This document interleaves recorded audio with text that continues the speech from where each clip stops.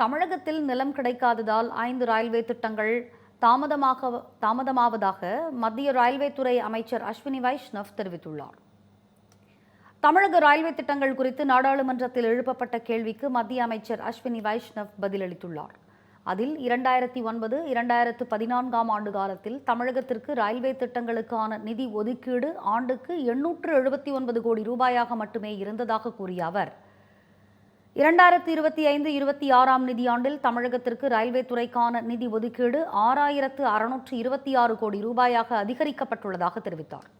தமிழகத்தில் மொத்தம் 4315 ஹெக்டேர் நிலம் தேவைப்படும் நிலையில் 1038 ஹெக்டேர் நிலம் மட்டுமே கையகப்படுத்தப்பட்டுள்ளதாகவும் அவர் கூறினார். தமிழகத்தில் நிலம் கிடைக்காததால் திண்டிவனம் திருவண்ணாமலை புதிய வழித்தடம், அத்திப்பட்டு புத்தூர் புதிய வழித்தடம், மொரப்பூர் தருமபுரி வழித்தடம், மன்னார்குடி பட்டுக்கோட்டை வழித்தடம், தஞ்சாவூர் பட்டுக்கோட்டை வழித்தடம் ஆகிய திட்டங்கள் தாமதமாவதாகவும் கூறினார்.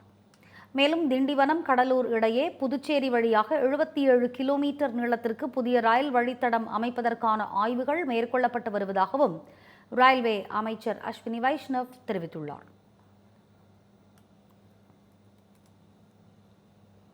பீகார் மாநில வரைவு வாக்காளர் பட்டியலை இந்திய தேர்தல் ஆணையம் வெளியிட்டுள்ளது. பீகாரில் இறந்தவர்கள், இரட்டை பதிவு உள்ளிட்டோரின் பெயர்களை நீக்கி வரைவு வாக்காளர் பட்டியல் வெளியிடப்பட்டுள்ளது. 243 சட்டமன்ற தொகுதிகளில் 90,817 வாக்குச்சாவடிகளை உள்ளடக்கிய இந்த பட்டியலை 38 மாவட்ட ஆட்சியர்களும் அனைத்து அரசியல் கட்சிகளுடன் பகிர்ந்து கொண்டனர். மேலும் பட்டியலில் விடுபட்டவர்கள் செப்டம்பர் 1ஆம் தேதி வரை பெயர்களை சேர்க்கலாம் என்றும் அறிவிக்கப்பட்டுள்ளது. இதற்கிடையே வாக்காளர் சிறப்பு திருத்தம் தொடர்பான ராகுல் காந்தியின் குற்றச்சாட்டுகள் ஆதாரமற்றவை என தேர்தல் ஆணையம் விளக்கம் அளித்துள்ளது.